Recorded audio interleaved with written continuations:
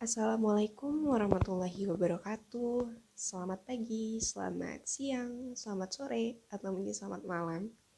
Wherever you are, dimanapun kalian berada dan sedang mendengarkan ini, aku berharap banget keadaan kalian dalam kondisi yang baik dan sehat walafiat. Pertama, kenalin, namaku Gladys Hensnivia Fitri dari Prodi Pendidikan Matematika S1 Universitas Negeri Yogyakarta.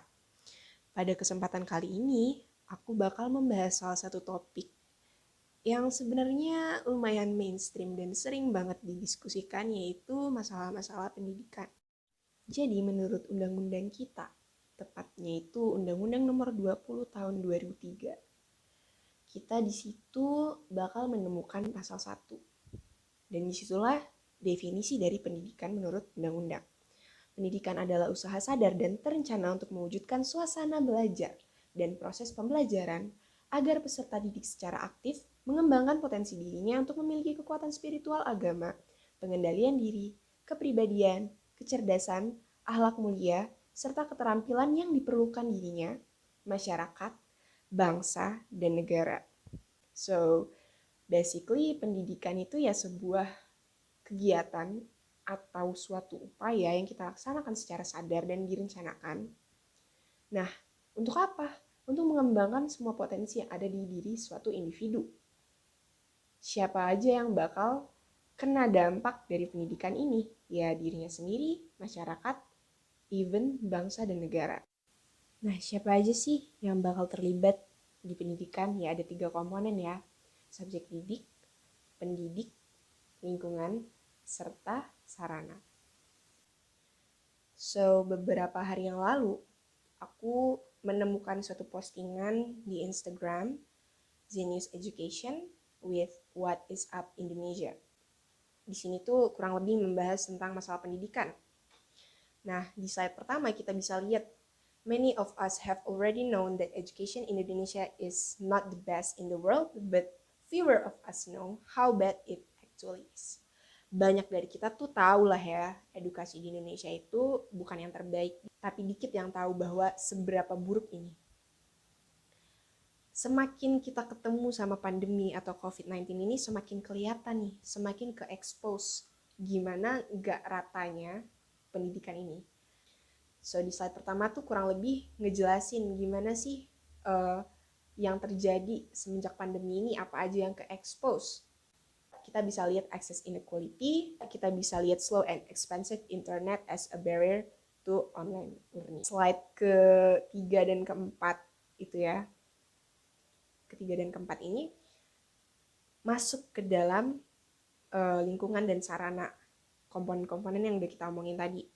Masuk ke lingkungan dan sarana, gimana access inequality itu terbatas harganya, terbatas daerahnya, dimana ya itu tadi semenjak pandemi makin kerasa, makin kelihatan jelas siapa yang bisa ikut join online class, siapa yang sering berkendala kayak nggak punya laptop, HP-nya mungkin udah nggak support, internet connection-nya buruk, ternyata nggak bisa untuk beli atau mengisi pulsa atau kuota dikarenakan harganya yang mahal, dan banyak banget masalah-masalah lainnya. Bikin kita mendapatkan keterbatasan di aspek lingkungan dan sarana. Masalah berkelanjutannya adalah konsekuensi yang kita dapatkan dari internet yang bermasalah tadi. Di slide selanjutnya kita bisa lihat, are there long-term consequences to this internet inequality? Unfortunately, yes. Learning loss. Ya, kita bayangin aja, kita nggak memiliki sarana apapun untuk dapat pengetahuan yang seharusnya kita dapatkan, yang merupakan menjadi hak kita. Karena apa? Entah karena kita nggak punya fasilitasnya, entah kita punya tapi koneksinya jelek tadi, kan jadi keputus-putus pengetahuannya, jadi nggak lengkap pengetahuan yang kita miliki. Dan bahayanya ketika kita nggak mencari tahu lagi, nggak bergerak lebih untuk mengejar ketertinggalan itu akan menjadi dampak jangka panjang. Jangka panjang dari apa? Dari ketidaktahuan tadi. Tapi nggak cuman inequality kok. Ternyata kita juga lack of quality. Jadi di mana tuh sekolah tuh nggak kelihatan mempersiapkan siswanya sama sekali untuk ngefilter dan ngeproses informasi-informasi yang salah.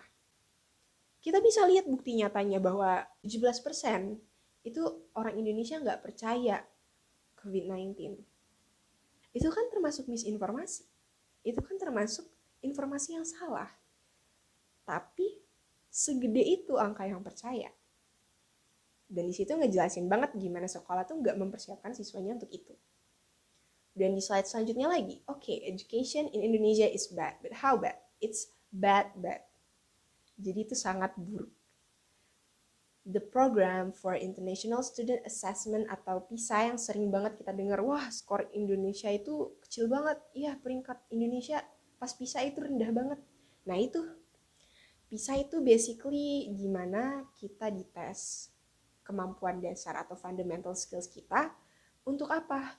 Untuk menggunakan informasi yang udah kita punya untuk menyelesaikan masalah, problem solving, atau mungkin menurunkan informasi baru. Di situ adalah fundamental skills. Itu kemampuan yang paling dasar. Tapi kenyataannya malah kita nggak dapet itu. So our school is telling us to remember, to memorizing, untuk ngingat, ngehafal, dan ngehafal. Dan itu permasalahannya di mana? Lingkungan dan sarana iya. Mungkin pendidiknya juga iya. Jadi peringkat Indonesia tuh ke 71 dari 78 negara. Kalau kita pikir-pikir, oh ini pasti matematikanya nih yang rendah. Sadly no. Yang rendah itu adalah skor literasinya. Jadi kita sangat buruk dalam literasi. Di mana literasi itu kita juga memproses informasi. Dan itu ngejelasin lagi kenapa tadi banyak orang yang percaya COVID itu nggak ada lah, COVID itu senjata biologis dari negara lain lah, dan lain sebagainya. Selain itu apa sih? Selain dari pendidik dan lingkungan sarana, ternyata keterbatasan dari subjek didiknya juga ada. Keterbatasannya di mana? Di mindset atau pola pikir. The students do not seem to believe in themselves either. Jadi mereka tuh nggak percaya juga sama dirinya. Ada PISA survei nih yang menunjukkan bahwa 70% of Indonesian students itu percaya bahwa intelligence itu nggak bisa berubah. So only 30% of Indonesian students believe that they can get smarter. Cuman 30% dari mereka itu yang percaya bahwa mereka bisa jadi lebih dari ini, lebih pintar dari ini, lebih baik dari ini, lebih jago dari ini. Nah, jadi ternyata dari subjek didiknya pun ada masalahnya gitu. Dimana mereka nggak percaya ini, nggak percaya itu terhadap diri mereka sendiri dan kemampuan mereka sendiri. So, ya, itu bakal bertambah buruk. Gimana sih solusinya? Karena sangat banyak hal-hal yang terbatas di berbagai aspek. Banyak hal-hal yang perlu kita kasih solusi. Kita bisa mulai dengan diri kita sendiri. Nah, gimana menerapkannya dengan mengganti mindset tadi? Usahakan kita masuk ke 30% yang tadi, yang percaya bahwa kita bisa lebih pintar dari ini. Plus, kita juga harus naikin angka 30% itu. Gimana caranya kita biar percaya, trust that we can get smarter than this. Banyak banget penelitian yang bisa kita jadikan acuan atau pegangan untuk kita mempercayai bahwa kita bisa lebih dari ini. Contohnya, neuroplasticity. Kalian bisa cari tuh konsep neuroplasticity. Terus juga deliberate practice. Kalian bisa cari konsep deliberate practice. Mungkin dari dua hal itu, ketika kita udah paham itu apa, dan itu merubah kita, kita bisa bagikan ke orang lain. Kita bisa edukasi orang lain dengan itu. And maybe some of us are scientists. Beberapa dari kita itu scientists. We can make something. Kita bisa bikin sesuatu yang bisa membantu lingkungan dan sarana kita. Karyanya bisa apa aja. Maybe teknologi, or maybe buku atau sebuah buku di mana kita bisa menuliskan pengetahuan yang kita tahu dan gimana caranya biar itu tersebar ke banyak orang. Dengan cara yang menarik mungkin, dengan cara yang baik, dengan cara yang tentunya mudah dipahami.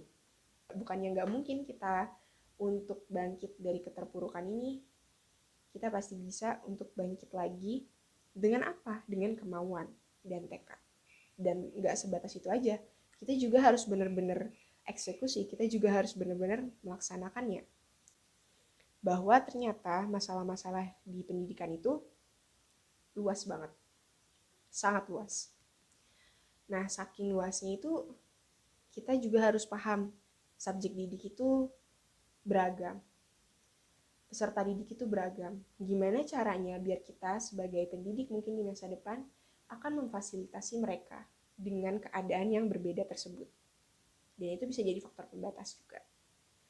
Pendidiknya, mungkin dari tes PNS kita ya, ada juga nih di slide berapa, diketahui bahwa tes PNS kita tuh nggak selektif itu mungkin untuk menyeleksi tenaga-tenaga yang layak untuk mengajar. Dan mungkin kita nggak sebagai seorang pendidik itu nggak dikasih kesempatan untuk memperbaiki atau melihat kembali pedagogik yang kita lakukan. Jadi mungkin masalahnya juga keterbatasannya di situ, pendidiknya tuh di situ. Terus juga masalah pendidik ini ada yang bisa ditolerir, ada yang enggak. Mungkin kalau yang bisa ditolerir itu masih kayak pengetahuan, mungkin pengalamannya masih kurang, masih terlalu muda, dan lain sebagainya. Tapi kalau yang nggak bisa ditolerir, baik dia emosional, sikapnya itu tidak mencontohkan sebagai seorang pendidik, itu juga bisa menjadi batasan sederhana, yang mungkin sederhana banget kan, berasal dari sifat manusia tadi. Tapi dampaknya bisa sebesar itu ke subjek didiknya.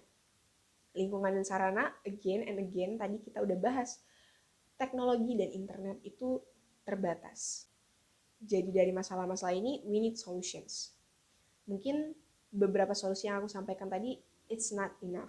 Itu nggak terlalu cukup. But I hope so in the future, we can make something that bigger than this. Kita bisa buat sesuatu yang lebih dari ini. Untuk apa? Untuk menyelesaikan problem-problem yang sering banget kita temui di lingkungan sekitar kita. That's all, itu semua yang pengen aku omongin di sini. Dan aku minta maaf kalau seandainya terdapat kekurangan ataupun kesalahan kata. Dengan ini aku akhiri. Wabillahi taufiq wal hidayah. Wassalamualaikum warahmatullahi wabarakatuh. Terima kasih banyak.